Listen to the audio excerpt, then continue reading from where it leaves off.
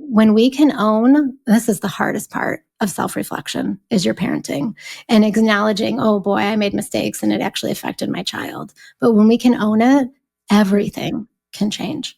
And it is the most powerful thing. And that's why I made the change I made in my practice. You're listening to Be Well by Kelly LeVeque. Nicole Runyon is a psychotherapist, parent coach, keynote speaker, and the best-selling author of Free to Fly, The Secret to Fostering Independence in the Next Generation. With over 23 years of experience working with children, teens, and families, Nicole has become a trusted expert in child and adolescent mental health. Nicole combines her clinical expertise with practical, real-world strategies to help parents raise confident, resilient, and self-reliant children. And in today's episode, she's going to share all those strategies with us.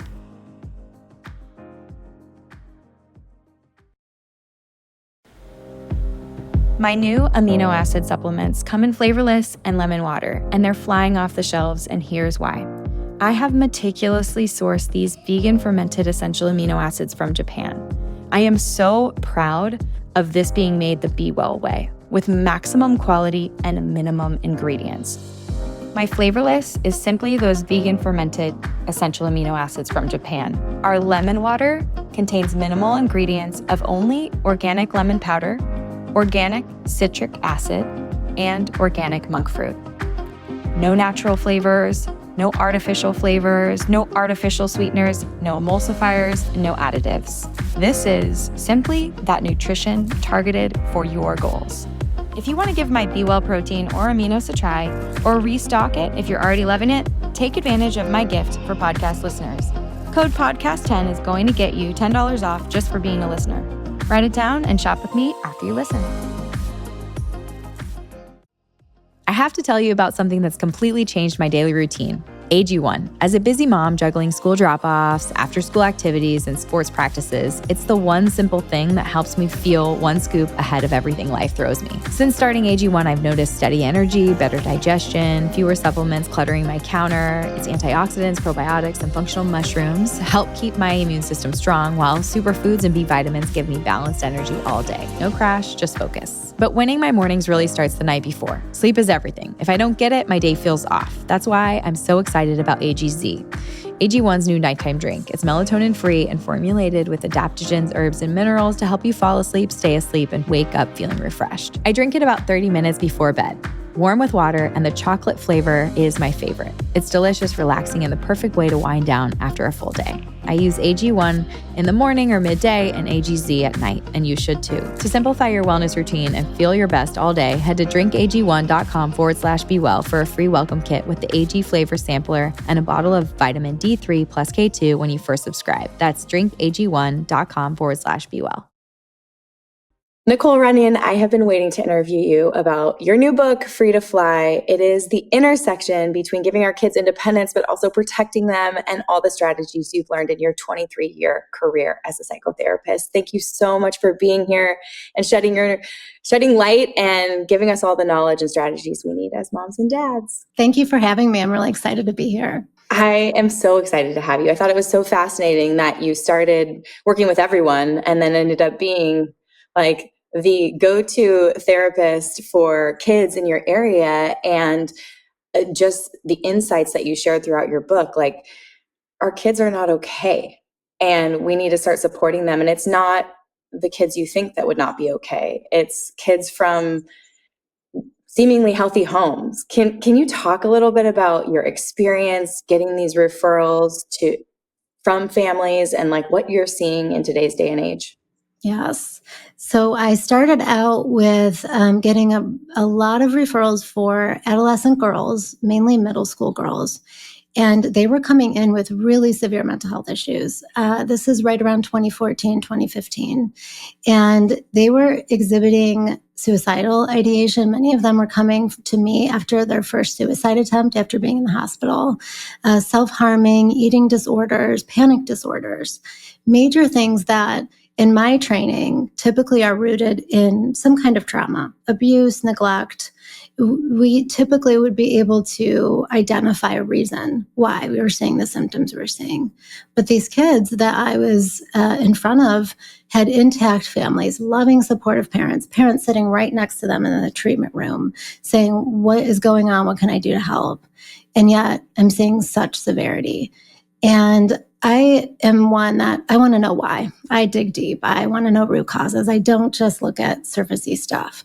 So I started to do some digging and found that the kids went from having their smart devices off and away during the school day to then being allowed to be on them all day.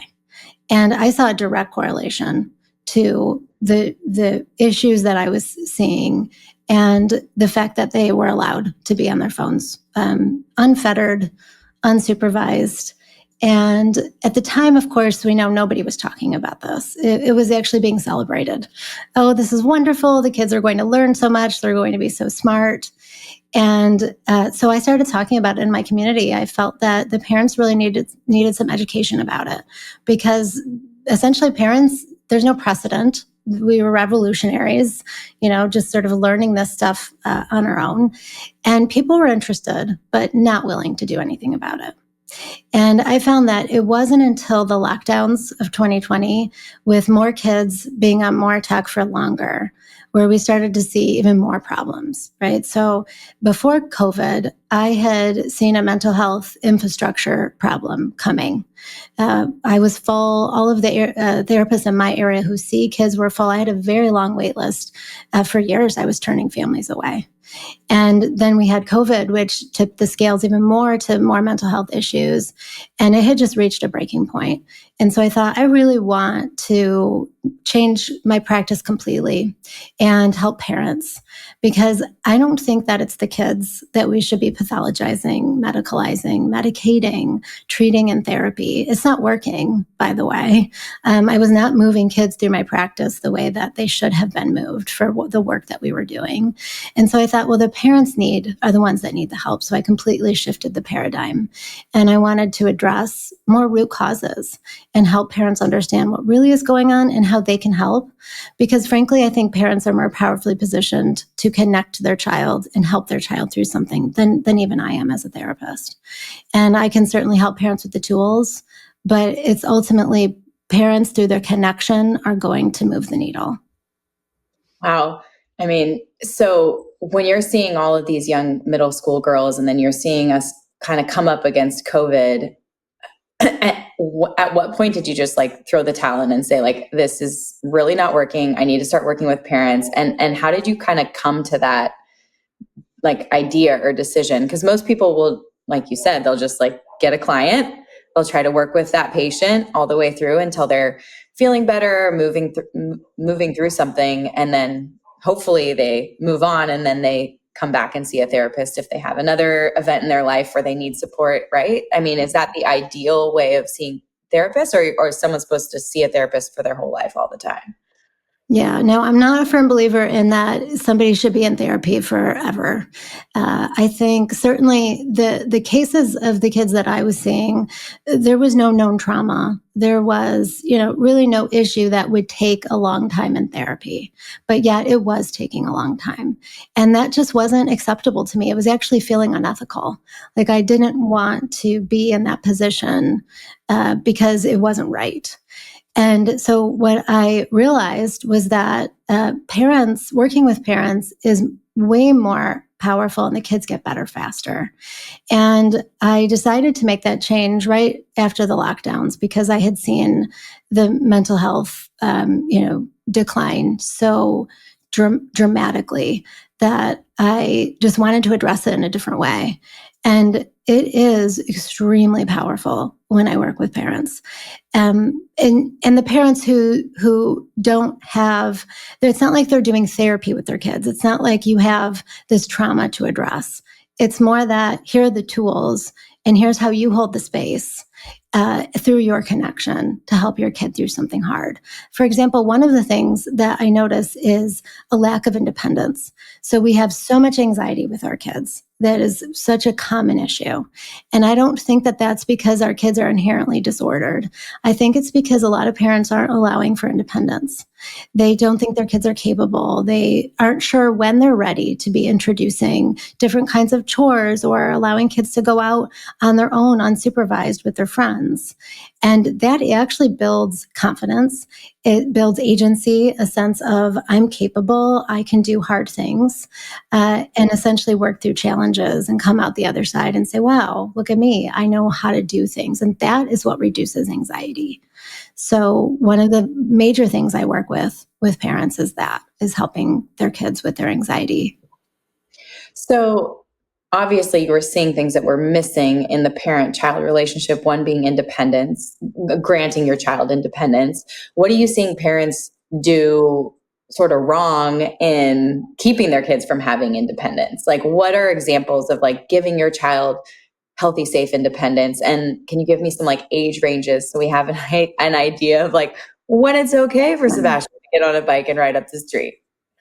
Actually, believe it or not, as early as 2 is a good time to introduce independence. So there are 3 critical periods of development when children get a burst of individuation and they begin to separate from their parents. And that starts at 2. The next one is 9. And the third one, the last one, is 16.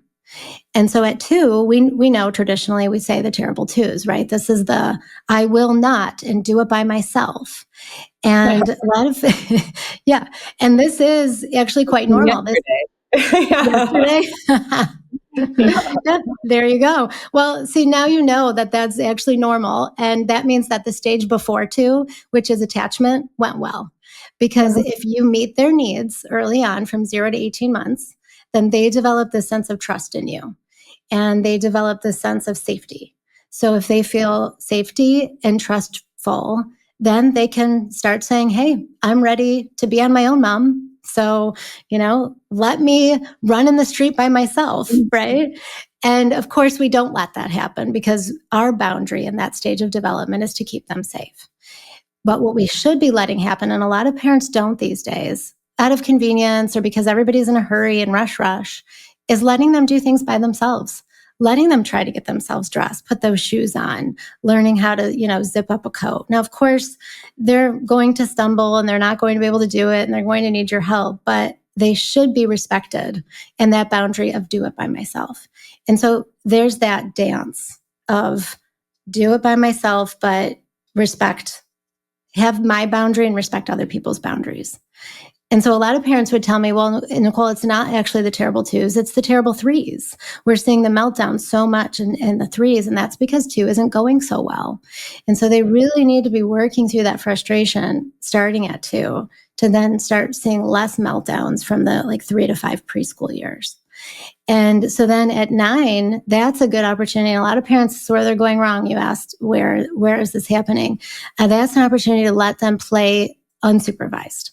So ride bikes in the neighborhood on their own, go to a friend's house, knock on the door, say, can Johnny play? And even run an errand for the family, potentially, if that's available, if it's not too far. A kid at 9 and 10 and a bike are a great combination. And this is a time for them they develop a consciousness around themselves as an individual outside of the family.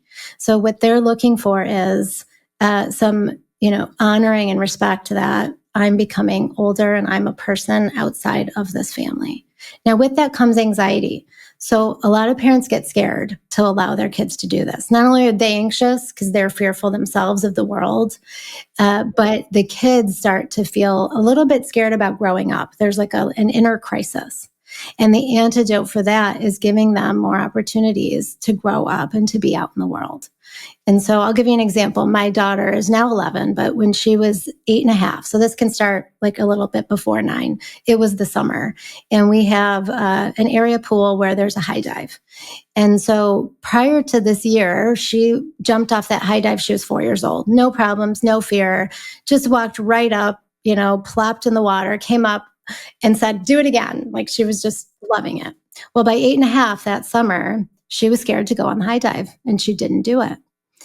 And so what I had come to realize was that she was starting to go through that 9-year change, and that consciousness brings a little bit of fear and anxiety. And that's normal. And we don't want to pathologize that. And we don't want to put them in therapy.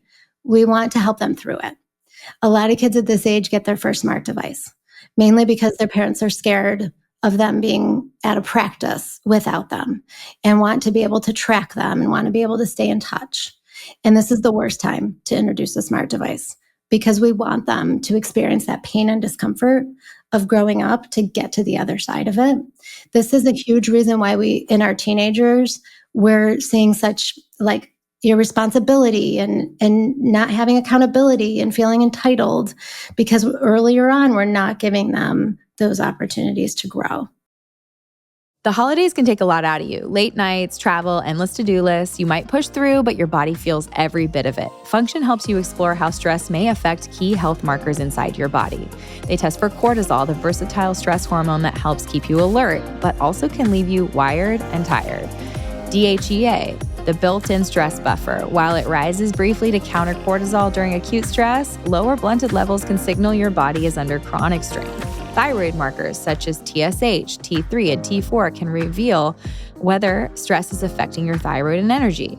HSCRP measures low-grade systemic inflammation that can rise when you're stretched too thin. Glucose and HbA1c, these markers reveal how stress affects your blood sugar regulation, my favorite, and metabolic health over the recent days and months. Ferritin, low levels could explain the deep, unshakable fatigue that coffee just can't fix. Now, this is one of the reasons I choose Function, because it's the only platform that gives me the data most people never get, the insights to start doing something about it.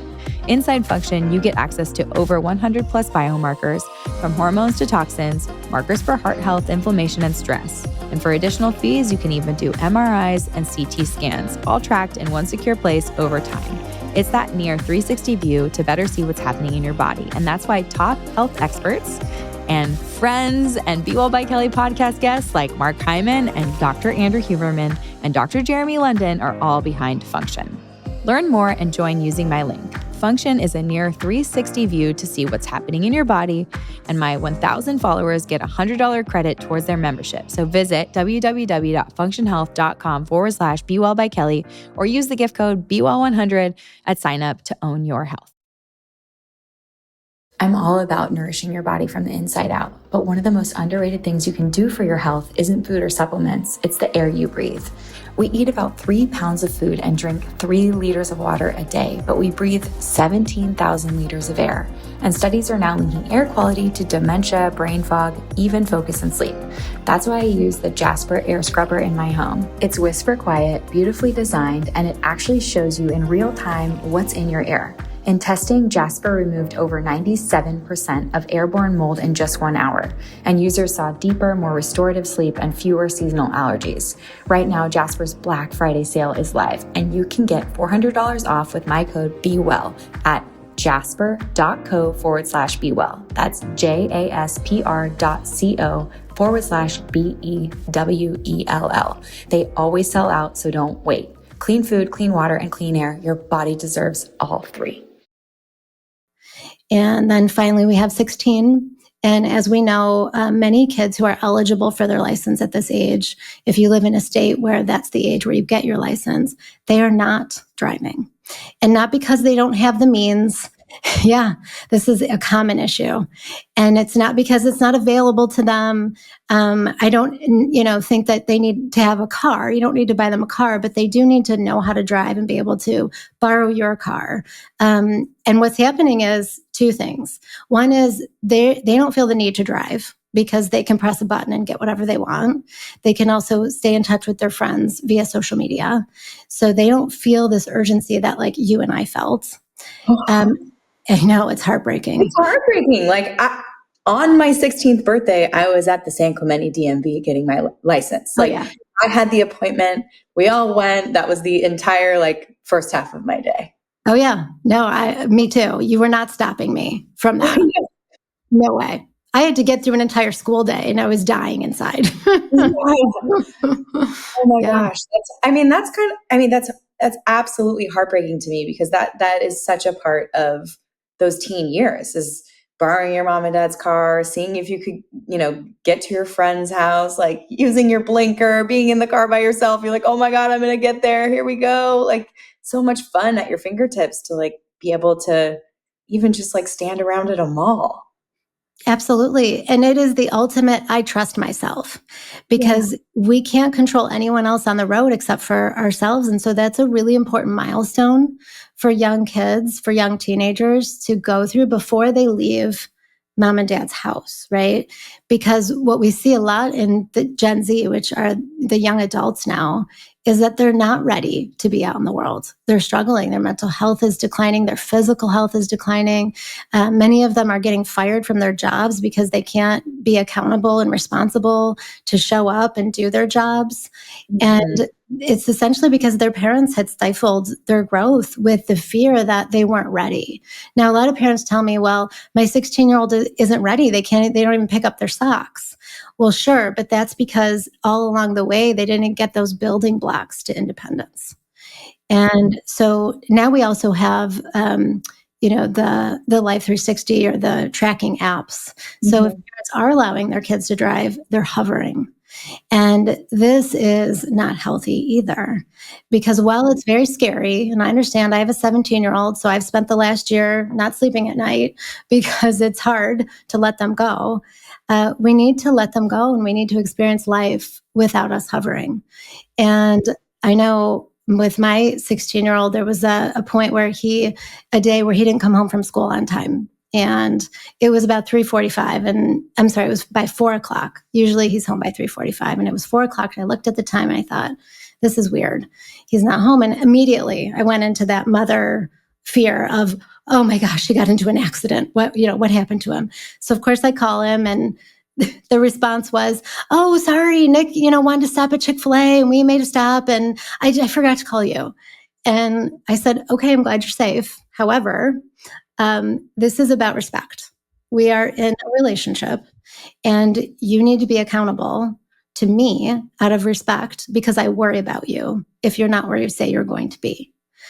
And I said, this is why I don't have Life 360, because I want you to learn this lesson. And it's lost on them if we don't let that happen. So that's my sacrifice, right? So what happens to me is I have to worry more. I have to work harder at teaching him this lesson. But that's my job as a mom rather than watching over him. Because if I had the tracking app, all I would have had to do was check it and not even call him. And that whole lesson would have been lost. Is this like something you've cultivated since your kids were 2 and 3 years old? Or when do you start? I'm just thinking about it like globally for young parents of young kids, and then that, 9, 10-year-old age, and then teenagers. Like, what are the most important ways that we can give them independence, but then what are we expecting in response at each milestone? Yeah. So child development works like the rungs of a ladder. Each stage builds on the one before it. And so if you're missing something, that's generally normal, right? That's okay. You can sort of make up for it, do a little bit more work in between those stages. But if too much is missing, then that's where we see the issues. That's where we see behavioral issues. That's where we see mental health symptoms. And it's not to say we can't go back and remedy any of it. None of it's permanent. It's just a little bit harder, and it's helpful to understand. So what I like for parents to know is that understanding this early on, so if you have little ones, this is great information because so much of this can be nurtured and fostered throughout their development. If your kids are older, if you have a 16-year-old who's not driving and you think, oh my goodness, how could I possibly get them ready for this? There's a lot you can do. And it starts with giving them responsibility and then making them accountable for it. So whether the accountability is from natural consequences, like from the outside world, or it's from you, you need to make sure you step into your parental authority and hold that space for them. Because essentially us parents are the container. We are the leaders and they take the shape of us. And so if we're a little bit shaky and unsure about our authority and disciplining them, then they're going to read that as, well, then I guess I don't have to be accountable and responsible. Boundaries and like consequences and I guess like getting your kids in trouble, that is that is like one of the things I think most parents struggle with, because you're like, oh, like it was an accident, or you didn't know better, and then they kind of walk back the consequence, or the boundary isn't super strong, and then if you talk about it and you say you'll try better next time, and then you really haven't delivered a consequence or held strong to your boundary. Can you talk about what it means to really hold boundaries for your kids and what that looks like at those developmental ages? Mm-hmm. Yeah. It's looks like a lot of discomfort for the parent. Yeah. And that's the hard part, is that, to your point, we see them and we see why they went wrong or where they went wrong, and we want to justify it because that's more comfortable. And giving them the consequence when there's a good reason why they did the thing is hard. But it's necessary, because what that does is create a sense of safety for them. If they are allowed to do what they want to do and sort of be free and not have the structure or container, then that's where they get anxious. It's not safe to feel like there isn't a container for you, right?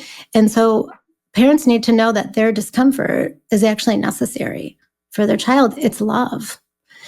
And we don't like the word discipline in our culture, because I think we associate it with, corporal punishment and yelling. And none of that is really what discipline is or should be. It's that idea that I love you and this is what's best for you. And even though it's going to be hurtful for both of us, this is what I'm going to do for you. It's a sacrifice. And it's really important. And so about those ages, certainly at 2, the safety is for their literal physical safety, because a 2-year-old would run into the street by themselves or go into a pool before they know how to swim, right? And so even if there's going to be pushback or a meltdown or anger that mom and dad said no to something like that, you're literally saving their life. And so you have to be uncomfortable with that meltdown of what's going to happen when you say, no, you cannot do that, right? And then at 9, traditionally, this is when school gets a little bit harder for kids. Teachers have expectations that you turn in your assignments on your own and you don't get as many reminders or hand-holding. And I see a lot of parents in this age where they're rescuing, right? So, I forgot my homework, and now all the kids have phones so they can call home. I forgot my homework, can you bring it up to the school? And most parents will be able to do that, right? Where they work from home, they have flexible schedules, but just because you can doesn't mean you should. You really want to allow them to have that natural consequence, which could be painful, because it could be a 0 and then a grade dock. And nobody wants to see that, right? But at the end of the day, if the child learns that lesson, like, hey, I'm not going to rescue you, then they're going to be more likely to remember that homework and adjust for that and make sure that they remember in some way and they have some control over it. And again, that helps give them that sense of agency and I am capable. So that reduces a lot of anxiety and even behavioral issues, because they can take ownership for themselves and they show that self-control. And then for those older teenagers at 16, for example, these are real world consequences, right? So this is even harder, I think, for parents. Yeah, I know I have a 17-year-old, and sometimes he oversleeps in the morning and doesn't, get ready for school. And I know the consequence will be a tardy and a demerit and, maybe even a grade dock. But I do have to hold that space for him and have him figure out how to not do that. Because in 2 years, when he's out of my house, I'm not going to be there to hold his hand. And he's going to need to do that on his own. And this is a good time to teach him that. But it's uncomfortable, very uncomfortable. This episode is sponsored by Vuori, my go-to for activewear and loungewear that perfectly blends performance, comfort, and sustainability. I have to rave about a few of my favorites lately. I'm practically living in their Restore Relaxed half-zip hoodie, performance jogger, and their Halo Essential wide leg pants.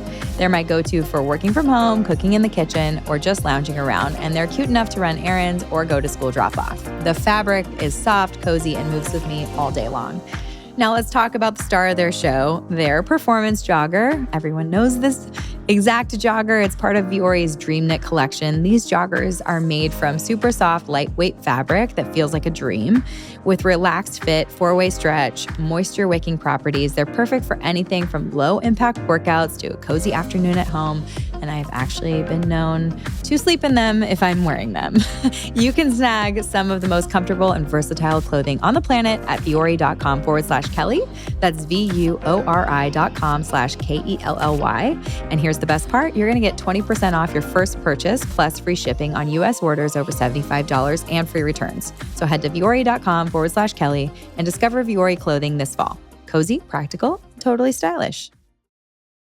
I have been a longtime fan of Costarina, a Mediterranean wellness brand devoted to fresh, simple, high-quality ingredients you can trust. Their products aren't just delicious, they're genuinely good for you, made with 3 or fewer easy-to-pronounce ingredients. I always keep my kitchen stocked with their award-winning extra virgin olive oil. It's bold, peppery, and tastes exactly how real olive oil should. I also love their organic snacking olives, their aged balsamic, and their bright crushed fruit vinegars, which is great as a mocktail and for balancing blood sugar before a big meal. But here's the best part. Costarina makes the perfect gift. It's truly my go-to for holidays and hostess gifts, you name it. Bring a bottle of olive oil from Costarina instead of a bottle of wine to a friend's dinner. And this year, they've made gifting even easier with 5 stunning holiday gift sets beautifully packaged in Mediterranean-inspired boxes. No wrapping required.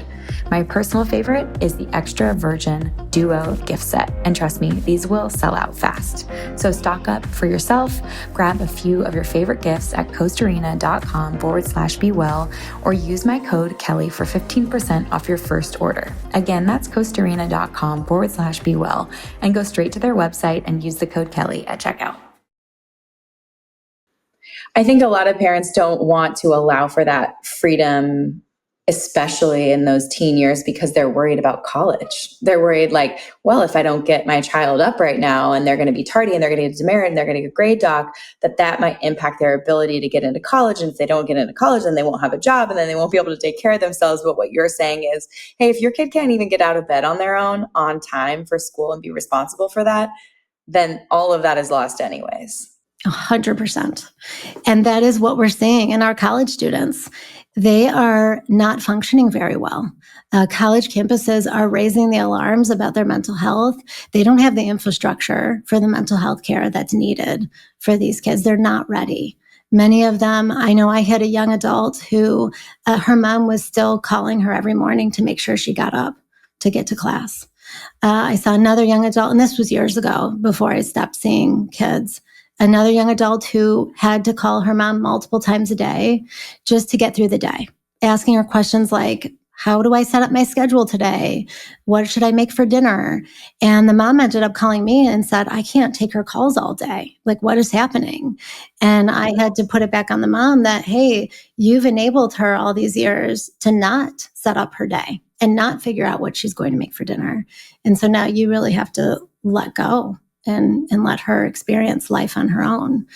And, it's really important that we understand that while we have now more resources, more availability, we have the convenience of pressing a button to get what we want. And so we can do a lot of these things for our kids. In previous generations, that wasn't so available. But it's important that we have some self-awareness around just because we can doesn't mean we should. Yeah. I think that's the beauty of having multiple children, because by the time Julian came around, number 3, you're like, I hope the 2-year-old takes their clothes off by themselves. I'll turn around. My big boys will be getting in the bath and he's got like the shirt over his face and his diaper and pants on the floor, and I'm like, almost buddy. But like, I never would have had the ability, I never would have let Sebastian do that in the same way, just because of the convenience of it, or, exactly what you're saying about being able to kind of get your kids whatever they want at a push of a button. Like I imagine my mom having to like, drive to Staples to like, or CVS to like get me school supplies or something versus like, hey, Amazon, click, click, it's there, all done for you, super easy. I don't know that I'm the best version of myself as a parent with Julian because he's just the third or because I've relaxed or because I'm accidentally giving him so much more autonomy than I ever gave my other two. Which, even just being in this position, having the privilege of interviewing people like you and reminding myself of this research and what you're seeing in practice and in the real world. But it truly is fascinating. And I know, one of the main themes of your book is like about the parent having the strategies and also the parent understanding their anxieties and their mental health and how that plays a role in our kids. Can you talk a little bit about us and what is even more powerful than telling our kids what to do or doing everything for them? Like, what can we be doing personally to really change the future for our kids? Yes, that's so important. That's the first chapter of my book. It's called The Mirror. And it's the first chapter because it starts with us. And essentially what's happening for us parents is we're projecting our stuff, our old wounds or unresolved emotional issues onto them. And when we look at them, it feels like we're literally looking at ourselves. I mean, many times they look just like us, right? So it's hard not to do that. But it's important that we have that self-reflection and know what's happening in us when something is happening with them that we're struggling with. And chances are actually that if you're struggling in your parenting at a certain age with your child, it's because something was unresolved for you at that exact age. And we don't even really realize these things are happening. It's all subconscious. But we want to be aware of it. And so in the book, I give an example of my life when I was 9. My mom had baby number 5. And so I was number 2 on the older end. And I kind of stepped into a role of caretaking. And it's because that's natural for me. I was never really asked or forced to. It just happened. And I loved it. But sometimes it did feel like a big responsibility and a little bit overwhelming. And when both of my kids were 9, so I didn't learn this with my first one. You would think that I would have figured it out after him. But I figured it out after my daughter, after I started hearing myself say the same thing that I said to my son. And it was when they were not exhibiting the kind of responsibility I was expecting of them. I would say things like, well, when I was your age, I was changing Uncle Jason's diapers. Mm-hmm. And then I finally heard myself by the time my second one came along, and I thought, well, that's really silly and absurd that I'm saying this to them, because neither one of them is in a position to be doing that. They don't have a younger sibling, right? Yeah. And nor would I even expect that at that age. Or if I did, I would have properly prepared them for it. And so I really started to reflect on what was unresolved for me. And then I was able to understand why each of them at 9 wasn't exhibiting that kind of independence I was looking for. And it's because along the way, I didn't give them the building blocks. They weren't really ready for it. And so when we can own, this is the hardest part of self-reflection, is your parenting and acknowledging, oh boy, I made mistakes and it actually affected my child. But when we can own it, everything can change.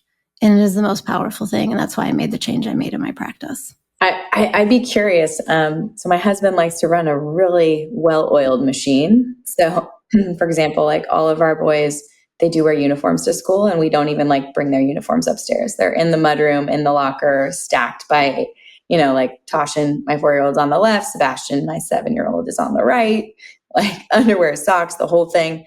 And even on like game days, he'll do the same thing, but it just to like, for the efficiency of like getting people into their outfits and out the front door and in the car, he'll literally put the shorts, the underwear, the socks, the shirts, like all laid out on the bench in the mudroom, like right in front of the little lockers.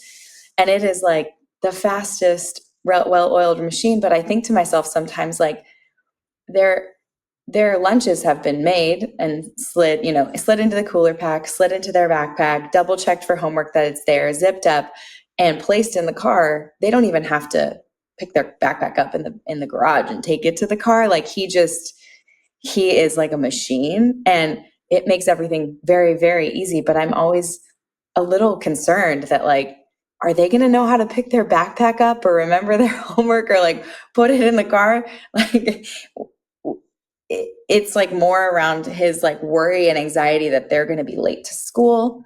And he's very proud of the fact that our children have never been late once in his career as a stay-at-home dad. So I'm just curious, like, what, and then this isn't to throw Chris under the bus, because like, I think any other parent would be like, damn, that's pretty awesome that you have a husband that does that. Like, that's really, there's like not a lot of meltdowns before school. Like it's just, it is what it is. We roll in the car and we roll out. But I do get a little worried about like their independence, their ability to do it. And I feel like Sebastian pushes back against it sometimes, because he'll be like, I don't want to wear the blue one. I want to wear the white one. And you're like, you have 2 color polos. It's fine. Like you pick whatever you want. But like into like the nuance, like what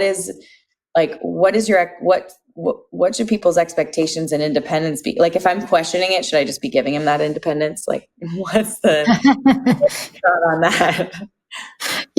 I think certainly in the title of my book, there's the word independence. It's super important. Yeah.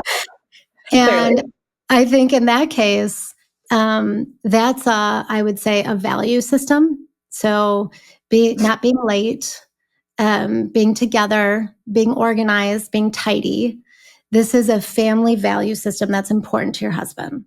I think that's tippy top of the list, Nicole. Tippy top. It's a priority. Yep. Mm-hmm. Okay, that's great. That's a really good thing to impart on your children. Very good value. Mm-hmm. And I would say the only change that needs to be made is they need to be taught how to be a part of that value system, how to be empowered to have that skill for themselves. Because if that continues, then, all the way through their development, then when they leave your house, you're right, they're not going to know how to do things. And they'll likely be kind of rebellious even and snap into too far the other direction. And that's because they won't be able to take ownership or accountability for it. So now, is that going to be 1,000 times harder for the family? Yes, it is. Because guess what's going to happen? They're going to make mistakes. Yeah. Yeah. And they will be late and they will forget stuff and it will be messy and chaotic. And that will be really uncomfortable for your husband. But that was what I was referring to earlier, which is that as the parent, we need to sacrifice our comfort for them. So we have it a little bit off in our culture that we think we have to sacrifice our time, like our weekends and our evenings and our family dinners for their enrichment activities and their sports. And, we have to fall all over ourselves to give them these opportunities. When those opportunities are great, I'm not saying don't do that. I'm saying, adjust the expectation that isn't how we sacrifice. That shouldn't be the sacrifice. That should be just sort of part of our job as parents. The sacrifice is our comfort. And so there's where that self-reflection comes in. It's like, okay, what is that in him that he feels like that is something he has to control? It makes him so happy to control that. When our house is all clean and tidy and organized, and he knows that like all he has to do is zoom them through the mudroom to the car, and then everyone's what are some other examples of things that make parents uncomfortable in sacrificing their comfort, other than like in our state, it's our value prop that is, hey, we want a clean, tidy house, organized and like well-oiled. Yeah. And from one control freak, and I hear that from one control freak to the other. I feel his pain. I'm very similar, but one of the major things I see in our culture of parents not sacrificing their comfort is with limits on technology, and even limits on ultra processed junk food, high in sugar, and limits on sleep. Overall health is not well with our generation of kids. right? They are the first generation expected to not outlive their parents. They're chronically ill and physically and mentally. So 42% of Gen Z, which is ages now 28 to 13, 42% have a mental health diagnosis. And so much of that is because parents have struggled to say no to the phones, to say no to social media, to say no to gaming, and to say no to basically an unhealthy lifestyle. And this is where I really want parents to know that the no is necessary. The no is love. The no is protective. And one of the biggest pushback issues that I hear of is, well, if I don't give my kid a phone or social media, they'll be the only one. They'll be isolated. They'll be depressed. They won't have any friends. And I'm not denying that it's a struggle when they have limitations on smart devices, but it's not impossible. And through your connection, they will never feel isolated, alone, depressed if you do it the right way, right? Because a lot of parents, what they do is maybe they've given it and they feel like, oh, I need to take it away. They take it away and then there's nothing. There's no filling up in the real world. There's no sense of, okay, well, when you were on the phone, not just here's what you were doing and that was a problem, but what weren't you doing in the real world because you were spending all that time? And so filling them up with actual real connection to family, to parents, to community, and teaching them skills to make friends in the real world, because that's getting lost on our kids as well. When all they have to do is friend somebody or press a button, and suddenly they have all these friends and they can chat with them through a screen. So we really need to give them those building blocks. And that's really uncomfortable for parents. It's a big struggle right now. Well, let's start with those three pillars: the sleep, the nutrition, and the screens, because I know those are major in creating healthy environments for our kids. What is your advice for each of those? And then we'll jump into cultivating a world where our kids can make friends in real life and have real connections and have deep, meaningful relationships with each of us.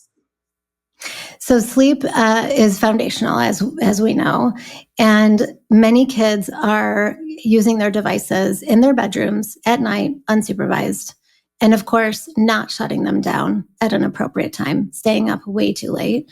Many kids are coming to school tired. They're lethargic, they're sluggish. When I was seeing kids, the number one symptom that they would report to me was, I'm tired. And this is very foundational for all of their health, right? Just having energy, their behavioral issues, attention and focus, the ability to control yourself and have impulse control. And so one of the simple things, not simple, but hard things that parents can do is have just a very strict rule about no devices in the bedroom.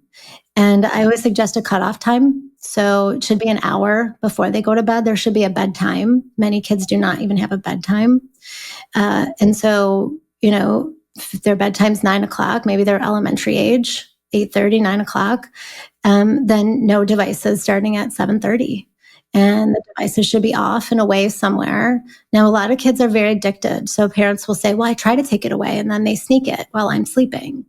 Well, if you feel the need to lock them up, lock them up. They have these lock boxes now. It's pretty wild that we even have to have these. Somebody had sent me a prototype of one to see what I thought of it and see if I was interested in helping him sell it. And I got it and I looked at it, and it's really intense. It's heavy, it's thick. And it's intense to think that the addiction is that powerful that you need a lockbox. But if your child's addiction is that powerful, then yeah, you need to lock it up. And so that's one facet of it. The other part of it is, I think, with our kids and the food, it's everywhere, right? I know for me, I try to cultivate a really healthy lifestyle in the house. I cook every meal, and it's all from nutritious whole foods. But my kids are out in the world, and when they answer a question right in school, the teacher gives them a piece of ultra-processed candy, right? And so I think a lot of education for them. If you have the control in the house, and then you explain why, and you explain what this food does to their bodies and, just what it does to their like attention and focus and their performance, then they can make good choices out in the world. And they're not always going to, but you can help explain that there's going to be consequences and just helping them to notice that. Like with my kids now, they notice finally after years of education. Yeah, I probably ate too much junk food this weekend. I went into Monday not feeling so good and it affected my performance. And I'm not going to do that again.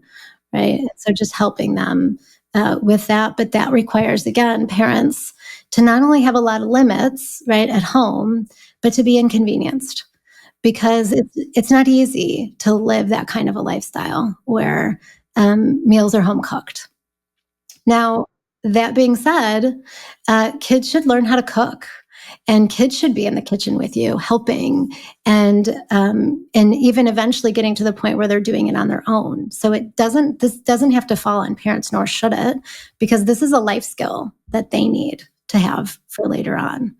And so I always say, if they're little, get them on a stool and have them pour and mix and be a part of it. And then, when they're closer to that 9-year change age, that's a great opportunity to task them with making the family dinner from start to finish. And they can feel really good about themselves when they do that.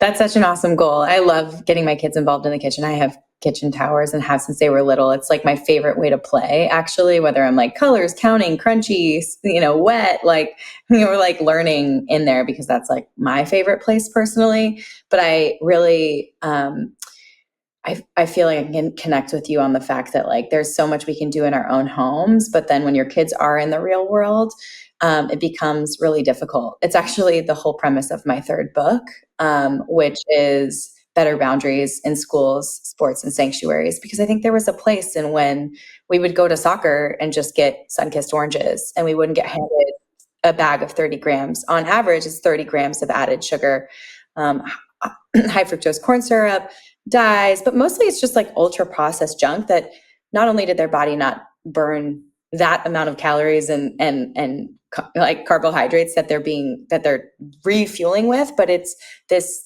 thing that happened in the 80s where everything was was like a participation award and motivation, where our children are now like, well, I'll play the soccer game if I get the treat bag.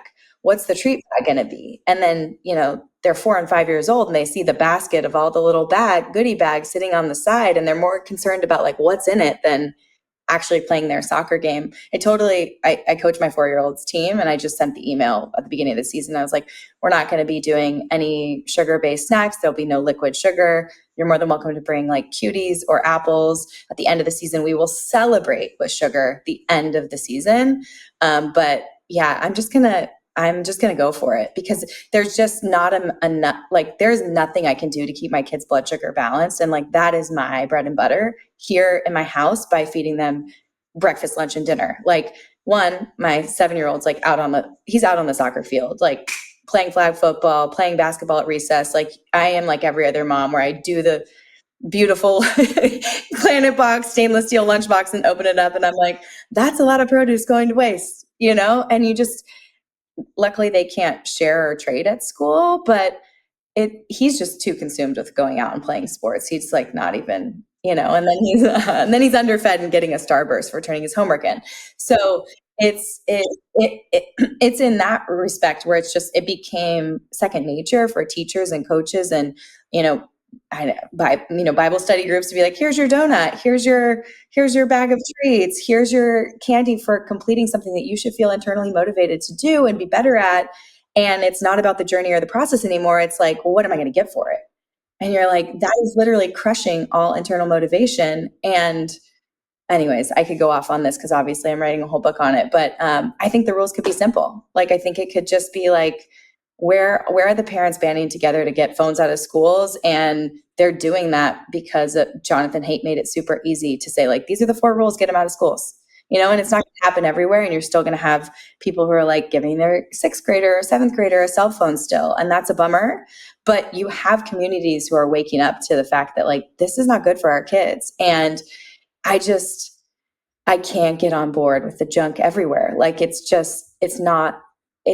crippling. them. And it's so heartbreaking. And no one has like the power or the education to say like, let's band together as a group and get this to go away. Instead, they're like one-upping each other with like stuffed cookies and then like crumble cookies the size of someone's face. And you're like, it's 9 a.m. on a Saturday.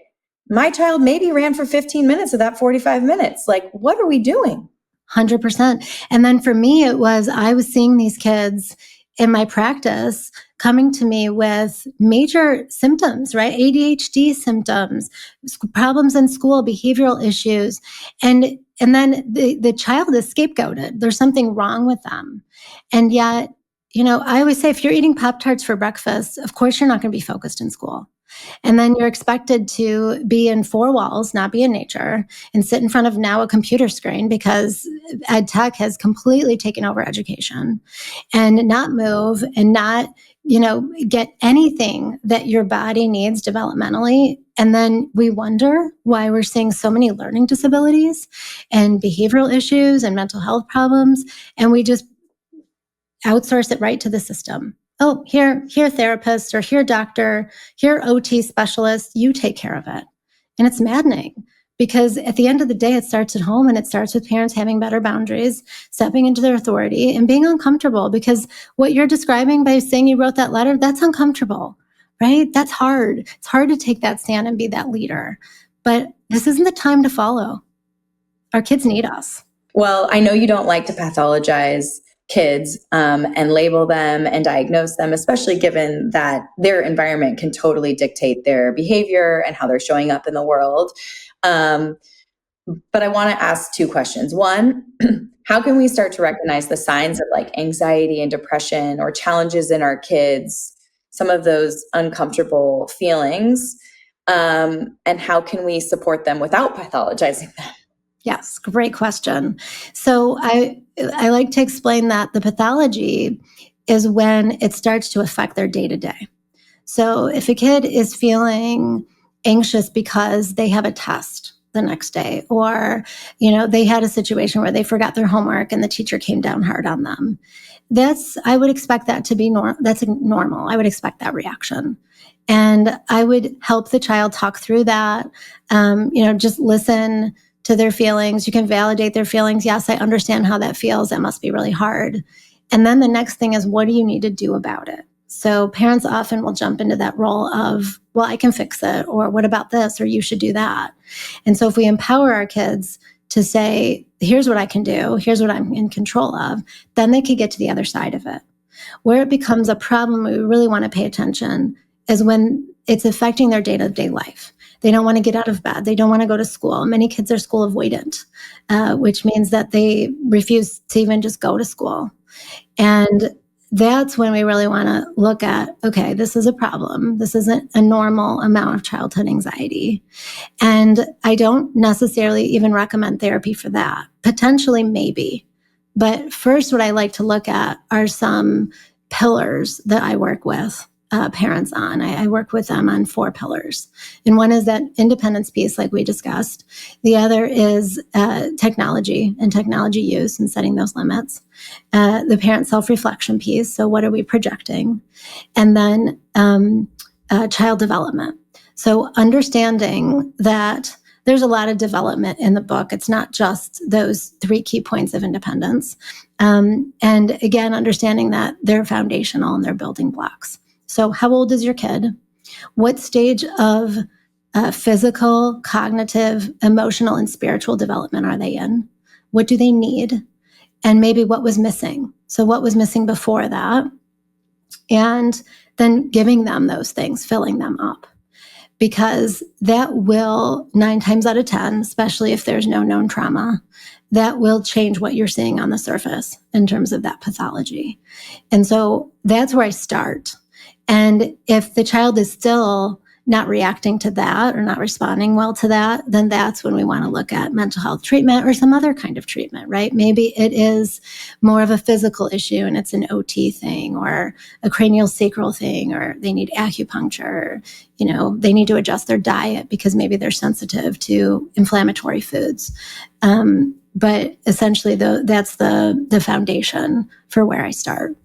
Can you give me an example of a child who may be saying like, I don't want to go to school, or I don't like school, all of a sudden out of the blue, or is it kind of like giving excuses of not showing up when in the past they had? And what would you mean? Can you give me like examples of how that parent would support that child, get to the root cause, and fill in sort of like the blanks? Sure.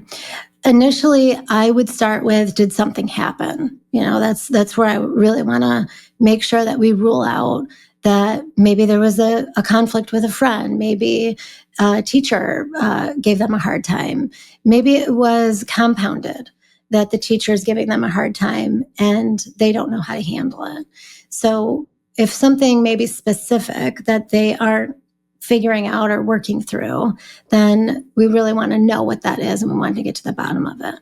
If there is nothing, then I would look at what's missing in their development. So again, maybe they aren't quite ready for the rigor of growing up, or the expectation that they're supposed to do things without reminders and their teachers holding their hands.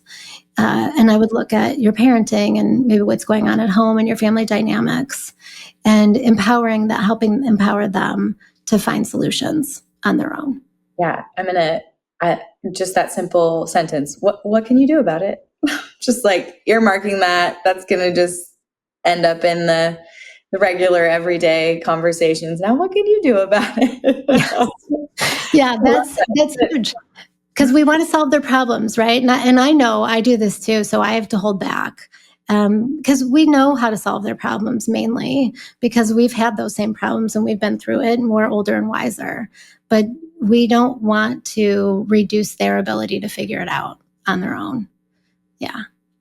Well, I feel like my community and all the people who listen are really proactive about things. And so I would be curious from your work, like what patterns and habits have you seen families like, put into their family unit, or like start to do that create like the resilient child that feels independent, that wants to go handle and tackle the world by themselves? Like what are the best things that we can do to contribute to those stronger emotional health in our children? So I'll talk about younger kids and then older kids, because that is different. What I've noticed a lot in families with younger kids, when they get this information, they take action on not allowing technology. So if there was an iPad, they either completely take it away or they limit it, extremely limit it. And the reports of that are amazing. Within 48 hours, most families go back to homeostasis. There's going to be pushback. There'll be meltdowns. It'll be uncomfortable and hard.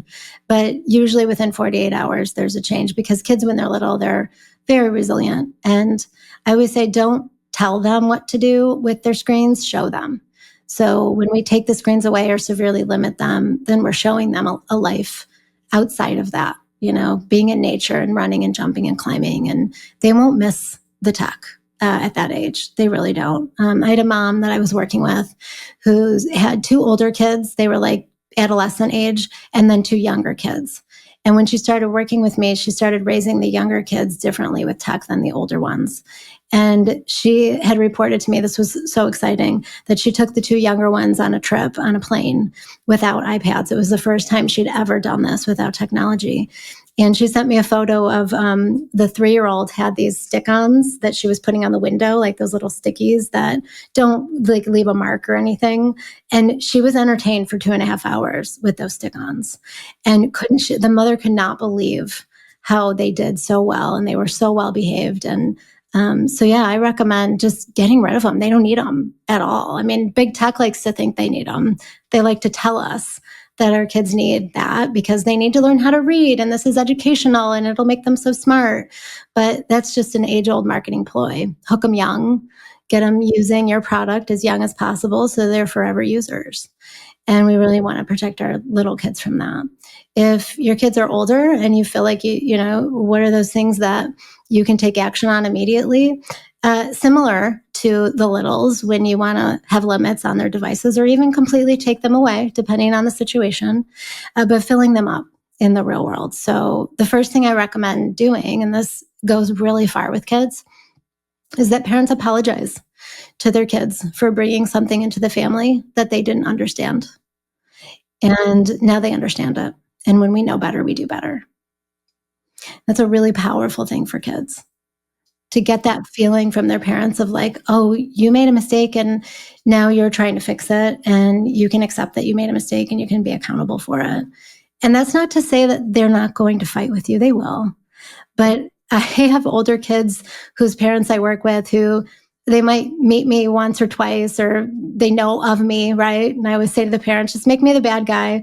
But they joke. There's a banter, and they know that like I'm helping their parents or counseling their parents to have better boundaries, and they appreciate it.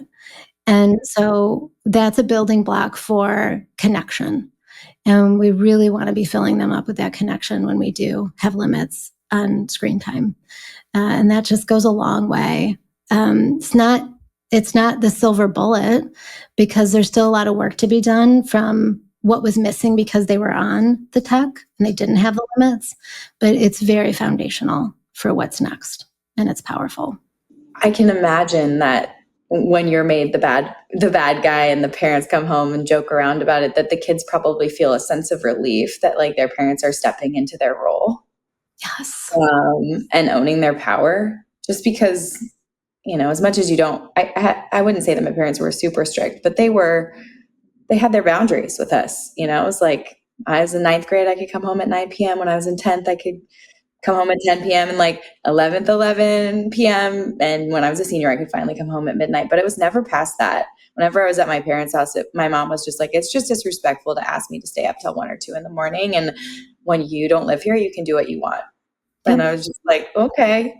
And as a high schooler, you found ways around it. Like there were people's houses that I could sleep over at if I wanted to stay out a little bit later, but I wasn't being disrespectful to my parents, and that like those were my mom's boundaries. And at the time I like absolutely hated them, but I really respect them now, and it's power. It's just powerful that that they were, it just was a way that I knew that they cared about me too, which is cool. I had a similar upbringing as well. My mom was very strict. And I remember freshman year of high school, there was a party and everyone knew the parents weren't going to be home, and everyone knew there was going to be drinking. And I knew that I wasn't ready for that, but I didn't have the courage to tell my friends that I wasn't ready. So I did know that if I told my mom that there weren't going to be parents at this party, she would say, no, you can't go. And then I got to tell my friends, hey, my mom said, no, I can't go. And it felt really good to be able to know, like, she was so consistent. I knew she was going to say no. There wasn't a question, and that felt safe.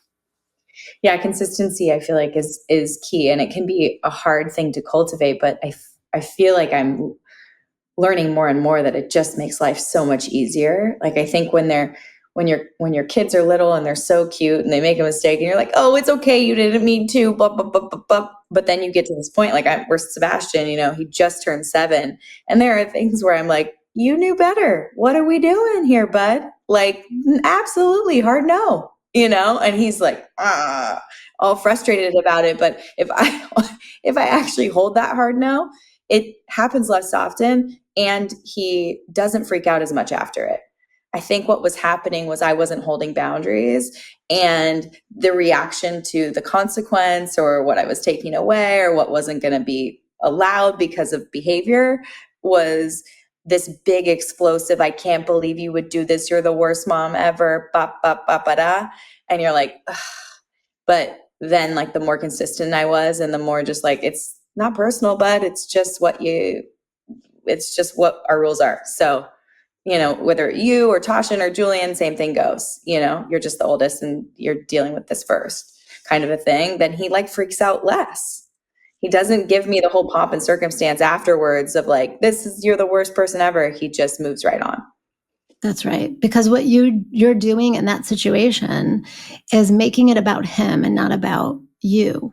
So what a lot of parents do is they get frustrated and they yell and they, say to the kid, I've asked you 1,000 times and you weren't doing what I asked you to do. And there's a lot of shame that's associated with that. But when you make it just about what they need and the consequence and not like your own reaction and you're neutral about it, then that's where they give you that respect and understanding. And you can then be more consistent because that feels better. I have noticed, like, if I'm just lay down the hammer and don't back away from it, and I just go straight there, then we just don't have the drama, which is really nice. So if parents could focus on one mindset shift that would support their kids' independence and their mental health, like what would you like to, it's almost like you have a fairy wand. What would you wave all over us? What would you change? The tolerance for discomfort. So, just knowing that it's hard. Parenting is hard. And there really isn't a way around the hard. I know there's some parenting influencers out there who boast and promise you that their way or their method will make parenting easier and peaceful and wonderful and happy. And of course, there are times that it's going to be that way. But that's sort of the top of the hill after you've overcome something hard. And then there's going to be another challenge after that and another one and another one. And just accepting that that's our role and that we're going to, need to tolerate that and experience that and work through our own stuff that comes up because of that. Then that's what our kids need. And I think that's what they deserve from us. Yeah. What are some common things that you see come up for parents that they can be kind of on the lookout for after they listen to this podcast, that they can say like, oh, that's my stuff, not your stuff? I think kids who are exhibiting a lack of responsibility, not listening, a lot of sibling conflict, and just not really being able to take on their part in things and be accountable for it. Common issues that I hear about are not cleaning their room or not doing what's asked of them, that parents have to ask like 20 times because they asked, once and then, I'll do it later or not right now. Sibling conflict is a big one because oftentimes, most of the time, siblings will point the finger at the other one and say, he started it or she did this to me. And I always say it's a my part, your part thing, that you don't have to be the referee as the parent. All you have to do is ask them each individually, what is their part? And don't say what your sibling's part was, say what is your part. And sometimes if there was an obvious aggressor and an obvious sort of victim, sometimes it's that victim is giving what the aggressor did too much power. And just helping them understand that they have control over themselves and no one else. That goes a long way. Thank you so much for sharing your time with me today and for writing your book and being like a voice of reason and boundaries. I mean, it just that reiteration that we need to have better boundaries and be consistent with our kids and cultivate that independence at a young age. Like, these are just foundational tips for parents and strategies to really make us and help us be the best parents that we can be. So thank you so much, Nicole, for all that you've done and for being here on the podcast today. Where can people follow along? Where can they learn more? Where can they snag your book? Yeah, well, it was my pleasure. It was enjoyable talking to you. So thank you. And I am NicoleRunyon.com is my website. You can get my book through there. You can also get it anywhere books are sold online, Amazon, Barnes & Noble. It's at 130 different retail stores online. And I'm on Instagram at iGeneration Mental Health. I'm also relatively active on LinkedIn as Nicole Runyon. And yeah. Amazing. Thank you so much for everything. I will put links to all that in the show notes. And if you are tuning in, go grab Nicole's book, Free to Fly. Thank you. See you guys. Thanks. Thank you for tuning in to this episode of the Be Well by Kelly LeVeque podcast. If you enjoyed the show, please consider leaving a review in your favorite podcast app and subscribing on Apple Podcasts, Spotify, or YouTube. We're also excited to share that full-length video episodes are now on YouTube and Spotify, so you can watch along as you listen.